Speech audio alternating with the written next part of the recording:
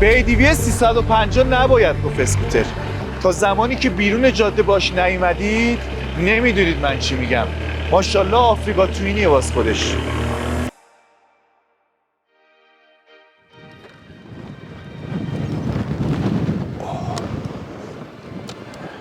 به به، بالاخره بررسی ADV 350 هم فرا رسید. ما با این موتورسیکلت الان تو ارتفاع 11,000 پایی هستیم، حدوداً 3,300 متری. اینجا از کنار تونل کندوان، مسیر قدیم که اون موقع که ما بچه بودیم تونل هنوز افتتاح نشده بود، از مسیر کنار می اومدیم و بعد یه جاده خاکی داشت، یه چشمه گزنه که هنوز موجوده، قنات هم داره. بسیار بسیار برای من خاطر انگیز بود با موتورسیکلت اینجا اومدن و لذت غیر قابل توصیفیه. خب راجع به این موتور بگم چه غول بی شاخ و دمی بود واقعا. من با ADV 160 تا ارتفاع 3200 متری هم تجربه داشتم، اما میدونید سطح ارتفاع هرچی بالاتر میره فشار هوا کم میشه، به واسطه همین کشش وسیله نقلیه هم خیلی پایین میاد. اما برای این موتورسیکلت این چیزا اصلا مطرح نبود و خیلی راحت این سربالایی رو ما تا اینجا اومدیم باش. ADV 350 که انجینش 329 سیسیه و قدرت 29 است بخار و گشتاور 31.5 نیوتن متر توی دوره موتور 5300 تا بهتون میده. موتورسیکلتی که کمک جلوش دقیقاً از همینجا شروع میشه، از همینجا که دارم دست اشارم رو بهش نشون میدم تا اون پایین حدوداً 1.30 متر کمک جلوی این موتورسیکلت و به صورت معکوس کار گذاشته شده. و کمک فنر عقب این موتورسیکلت که هر دو، یعنی هم کمک جلو و هم کمک عقب، از برند محبوب ژاپنی شوا استفاده شده و این به نرمی موتور 10 برابر افزوده کرده. امروز قراره تو این ویدیو بهتون ثابت کنم چطور این موتور با 29 از بخار قدرت جاده چالوس رو مثل اتوبان همت میکنه و چرا تو پیچ ها جوری میچسبه به زمین که یادت میره سوار یه موتور اتوماتیک. بریم برای تست قدرت آفرودی این غول هوندا.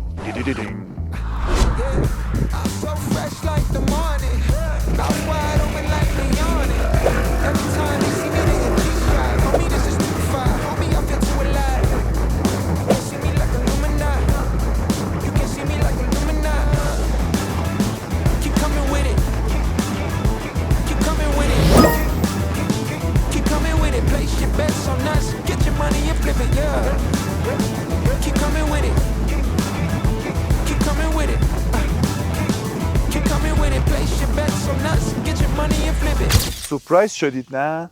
با فورزا اومدیم اینجا. میدونید داستان چیه؟ شما با یه CG 125 هم تا اینجا میتونید بیاید. ولی قصه از این قراره که این موتورسیکلت موتوریه که برای جاده و آسفالت و شهر ساخته شده، اصلا برای کوه و کمر ساخته نشده. میشه آوردتش تا اینجا اما درست نیست. یعنی با کمک فنر و تعلیقی که این موتورسیکلت داره و ارتفاع پایینی که داره اصلا مناسب این کار نیست. مثل اینکه خود شلوار بپوشی و بری کوهنوردی. میشه رفت اما پدرتون در میاد. این تصویرم بگیریم. ما هر موتوری که سوار بشیم کروکش میکنیم با اجازهتون. الان هم تو راه یه ADV 750 داریم، اونم برسه نترسیم، از اینا میبندم براش. برای من فرقی نداره. ارادت داریم.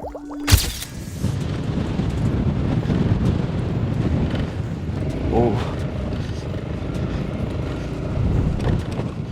خیلی خفنه، خیلی خفنه. حالت خاک ترکشنش رو آن کردیم.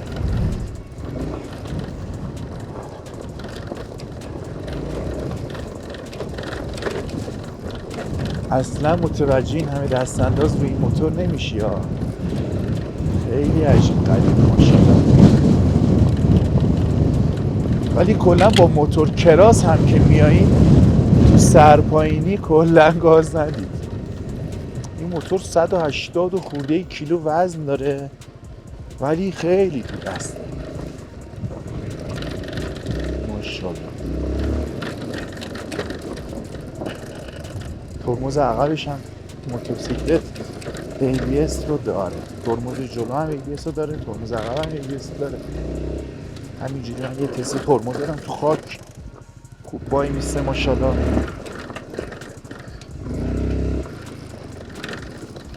به اون ابرا رو ببینید داره همینجوری میاد به سمت ما. ما سریع اینجا فرار کنیم که این ابرا بیاد دیگه یخ میزنیم. همینجوری هم یخ زدیم خودش. موتورسیکلت توی سرپایینی گاز نمیدیم، همینجور خودش داره میاد پایین. عرض کردم با هر وسیله نقلیه موتورسیکلتی شما میتونید ببینید، اما این موتور تعلیقی که داره قشنگ نشون میده که با بقیه موتورها یه سر و گردن فرق داره، خیلی راحت.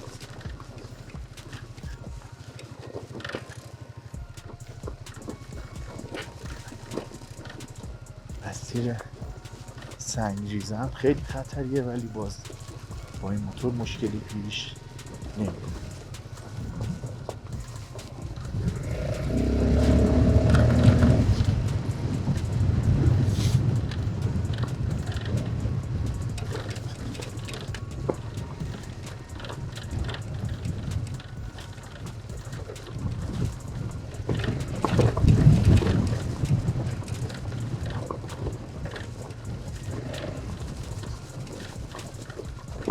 شما همینطوری که من دارم میرم از منظرم لذت ببرید، خدایی غیر قابل وصفه.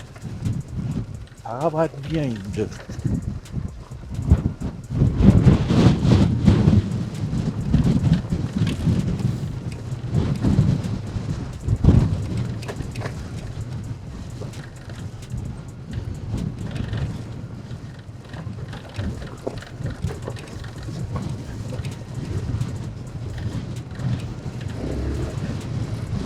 اصلا شلیک میشه گاز میده ماشاءالله.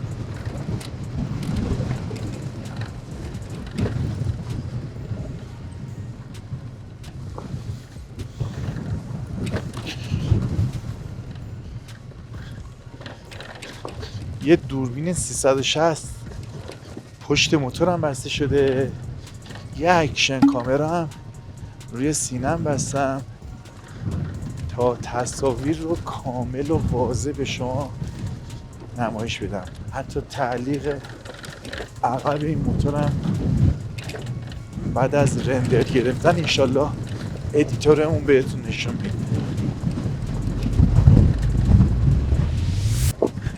ما این خاکی و حدوداً 40-50 دقیقه اومدیم تا رسیدیم این بالا تو این ارتفاع.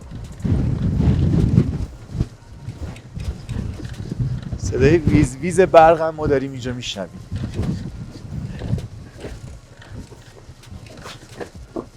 مسیر سنگلاخی و شن و خدایی مسیر سختیه.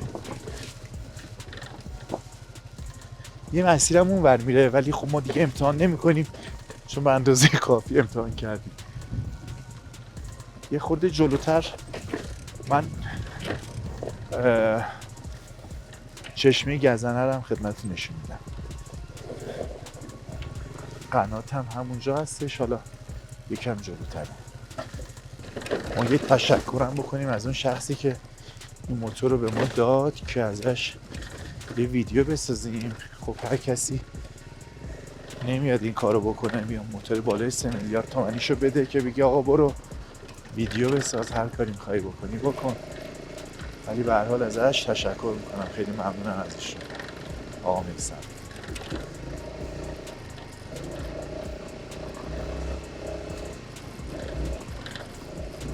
ماشاءالله.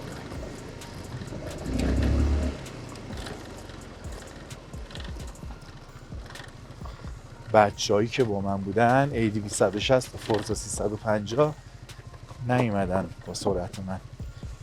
یه زحمت کشید، یه آقایی ما رو تا اینجا آورد، چوپون بود و اینکه تا بالا با ما اومد، بعد گفت بالا ما رو ببرید پایین. پس چرا این همه اومدی بالا؟ گفت میخواستم شما رو بیارم تا بالا دیگه. رو دارم بچه ها برش میگردم، به خاطر این خیلی آرومتر از من دارم. ماشین یه داستانی که ADV 350 داره این ADV 160 قابلیت کج کردن و خوابوندن موتور تو پیش ها رو نداره.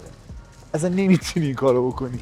این فرمون اجازه بهت نمیده این کارو باش بکنی، میترسونده. یعنی حتما باید سرعت تو به حداقل برسونی بعد این کارو انجام بدی.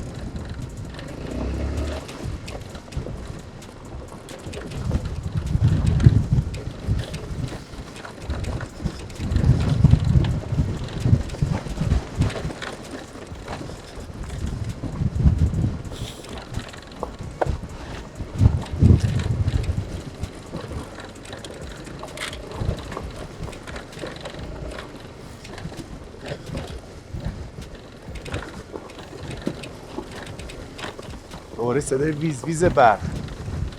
ما از زیر دکل برق داریم رد میشیم، از زیر کابلا.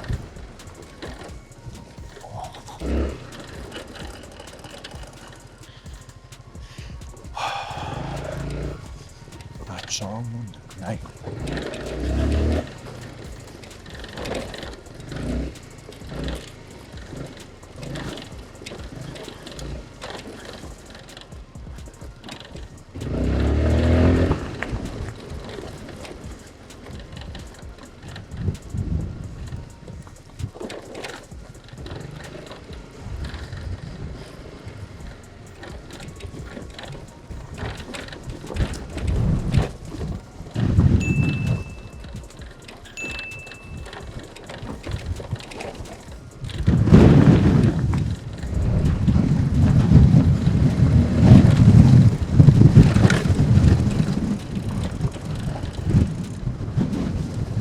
مثلا گاز میدی شلیک میشه این موتور.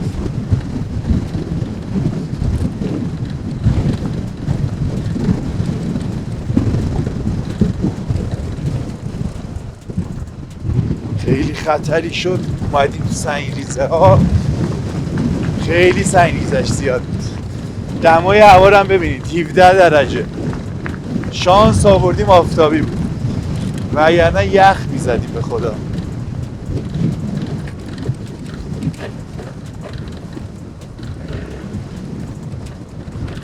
نرو تو هم مثل من. به به منظره رو ببینید، میچرخونم دوربینو، لب ما داریم رانندگی میکنیم ما.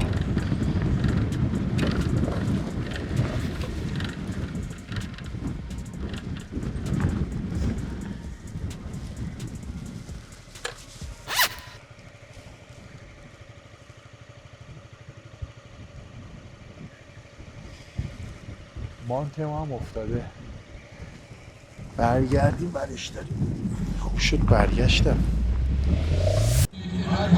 سلام نوکردم، سبت بخیر قربانت. هلو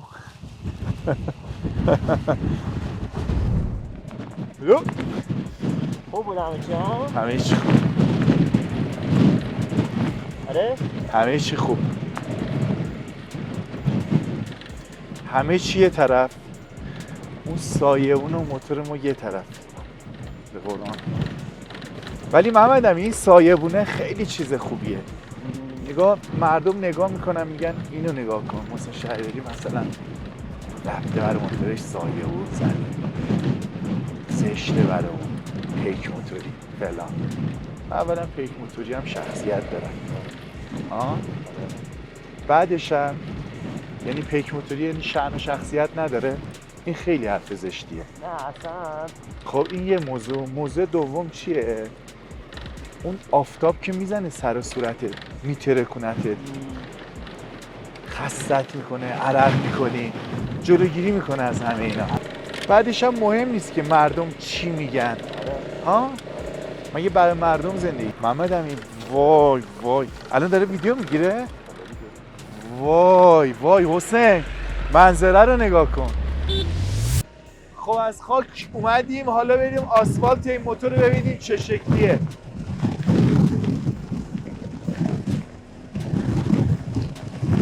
به.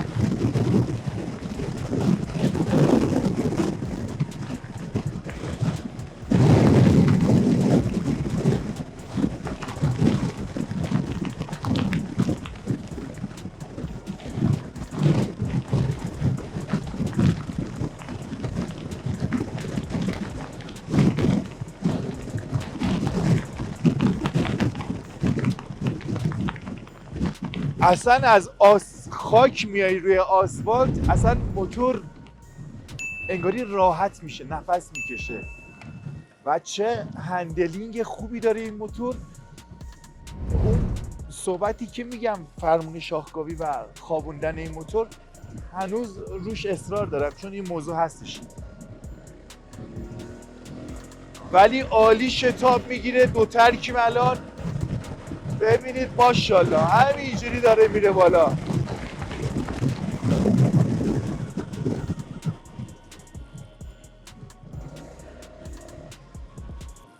خب در مورد ADV 350 ADV 350 نسل دومش رو داره تجربه میکنه که کیلومتر این موتورسیکلت TFT شده. نسل قدیمیشون مثل کیلومترهای 160 ADV معمولی بوده. این موتورسیکلت زمانی که به دنیا معرفی شد، منحصرا 350 رو نمیگم ادونچری ADV رو میگم که 150 و 750 X ADV رو به دنیا معرفی کرد. بین این که 350 باشه چیزی تولید نشده بود و یک باره نسل جدید 160 ADV و 350 و 750 رو مجدد اومد تولید کرد. البته اینم بگم این موتور تو 3 رنگ تولید شده. پرفروشترینش مشکیه، ولی از نظر من رنگ مشکیش اصلا دید نداره، یعنی کسی متوجه نمیشه که یه موتوری با این هیبت سوار شدی. همه فکر میکنن ADV 160. رنگ قرمز که از نظر من اوله و بعد آبی دومه، خیلی نشون میده که موتور چه ابعاد اندازه‌ای داره. این موتور با یه شاسی منحصر به فرد و فلاب‌های عضلانی پوشیده شده تا یک استایل خفن رو از این موتورسیکلت رو تجربه کنید. یه نکته هم بگم راجع به فرمون. ادونچری بودن این موتورسیکلت 90% برمیگرده به فرمون و نوع گرفتن فرمون که قلدر بودن این موتورسیکلت رو به نمایش میگذاره.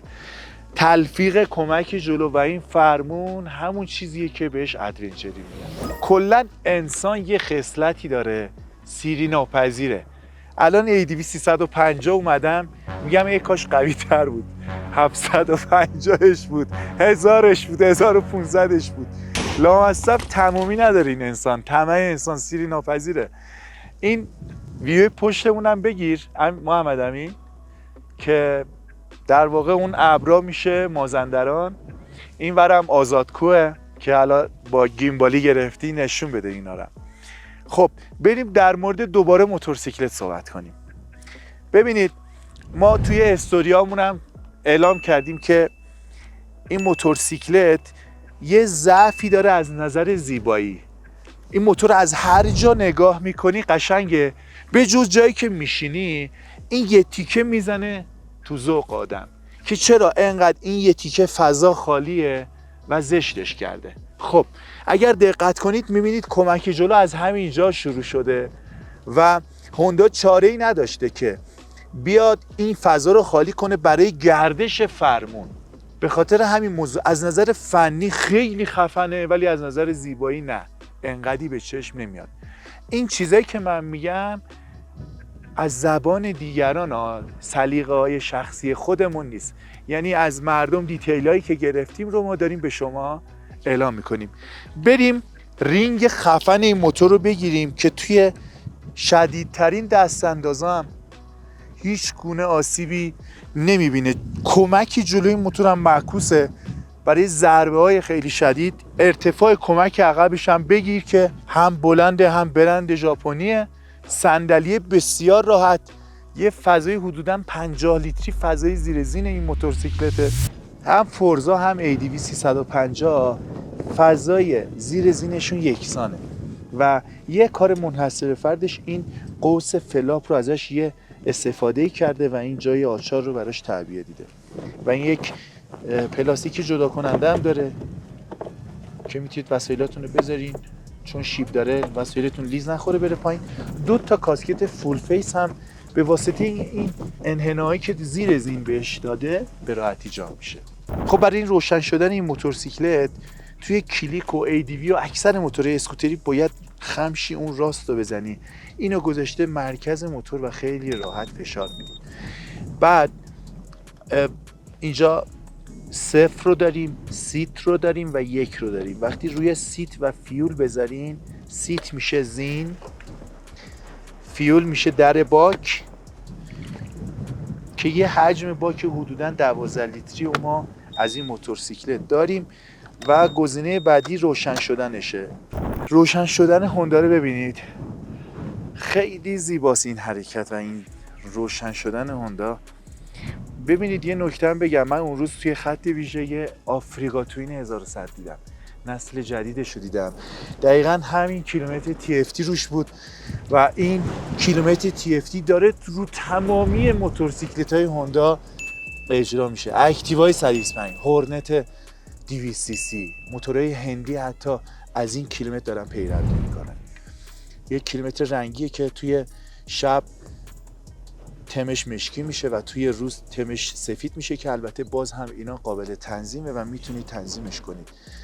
اینجا هم اخطارها رو به صورت نمایش اینجا نشون میده. قابلیت وصل شدن به گوشی رو داره. اینجا جویستیک دستای قلبه، ترکشن کنترل 2 حالته داره. یه بار که فشار بدید ترکشن این موتور نیمه فعال میشه که مناسبه برای خاک میشه. یه بار دیگه فشار بدید این مناسبه برای آب و اگر میخواید کلا ترکشنتون کار نکنه نگر میدارین که خاموش بشه. حالا ترکشن چیه؟ همونی که گاز رو یک دفعه میدی و موتور چرخش بکساوات میکنه. این قصه جلوگیری میکنه از این که با فشردن این نگه داشتنش ترکشن الان فعاله. مجدد این برای خاکه، این برای آبه. آقا موتور رو بی خیال، این ابره همینجوری داره لحظه به لحظه نزدیک ما میشه. چقدر زیباه اینجا. به خاطر همینه موتور یه لذتی میده که اتومبیل این لذت رو به ما نمیده. خب چراغ جلوی این موتور رو ببینید، مصداق همون ADV 160. به خاطر همین خیلی اشتباه میگیرنش با ADV 160. تأکیدمون بر اینه که رنگ دیگه این رو بخرید تا بهتر جلوه بده که این موتور 350. اینجا یه تلق خوشگل مینیمال داریم. البته این تلق فابریک نیست، اینو تلق جی پی انداختن. یه چیزی که خیلی به چشم میاد توی این موتورهای CC بالا مثل گلدوینگ 1800 یا CB 1300 و تمامی محصولات هوندا که CC هاشون بالاست، راهنماهاشون روشنه. حالا بعد از فشردن راهنما اون ثابت میسته و این چشمک میزنه. حالا میخوام به راست بپیچیم هم دقیقاً چشمک میزنه و این ثابت میمونه. این یکی از قشنگترین کارهای هونداست که هم چراغ جلو رو داری هم راهنما رو داری. از دور خیلی جلوه قشنگی داره. ما موتورسیکلتی که برای تست آوردیم در واقع یه موتور کارکرده است که از دوستانمون درخواست کردیم و ایشون هم پذیرفت که موتورش رو به ما بده. منتها چند تا نکته داریم. یکی این که این گارد لاستیکی که روی این موتور بسته شده موتور رو پهن‌ترش کرده. این موتور یه خورده لاغرتره، انقدر پهن نیستش. نکته دوم اینه که ما درسته داریم راجع به این موتورسیکلت صحبت میکنیم و میگیم که این موتور ادونچریه و قابلیت اومدن تا این ارتفاع و شاید بالاتر هم داشته باشه. منتها آیا دلتون میاد موتور بالای 3 میلیاردیتون رو بیارین توی خاک این کارو باش بکنید یا نه دوست دارید تو همون مسیر آسفالت لذت ببرید؟ این دوتا نکته بود که باید میگفتم. صدای انجین اگزوز رو گوش کنی.